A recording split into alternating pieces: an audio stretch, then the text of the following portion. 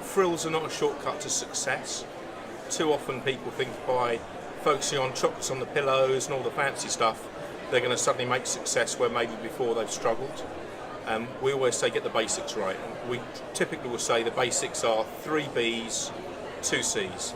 The bedroom, the bathroom, what you're going to do for breakfast, and then checking in and of course checking out. That's the journey that somebody makes. And if you're not fulfilling their needs and their expectations in those 5 areas, you're going to struggle.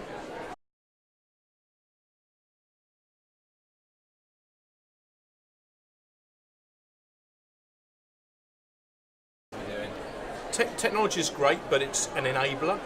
And too often people say, let's focus on technology. This is not a digital assault course. It's just somewhere overnight to spend the night. So people look at this as some kind of complicated thing. Let's face it, most hotels can't even get their Wi-Fi right.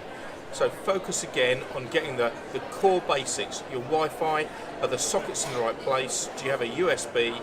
How are you going to manage today's guest expectations? And the future, sure, wireless charging, there's great opportunities in the future, but without the basics, you're going to struggle.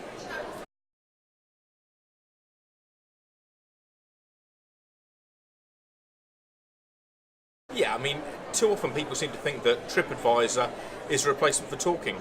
It's not. You've got to get out there and try it, and your staff should as well. You've got to know yourself and be convinced of the offering that you make. And often people say, well, I've written some reviews, I've looked at it, I've employed professionals. Have you stayed yourself?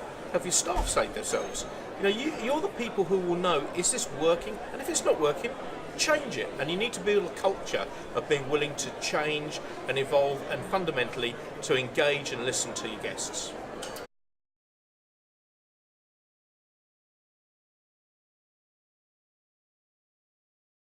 Yeah, I'm obviously biased. Unusual Hotels of the world focuses on things that are maybe a little bit more extreme. But it's not just tree houses, caves and igloos that we focus on. We're looking at places and we work with places that are authentic. People want a real, authentic experience they can share with their friends. Nobody tweets or tells their colleagues that they stayed in a Marriott or a Hilton. It's just a hotel. But sure, they'll talk about something that's exceptional, somewhere that's got a soul, somewhere that's special, somewhere where they feel truly valued. That's the stuff that people are looking forward to.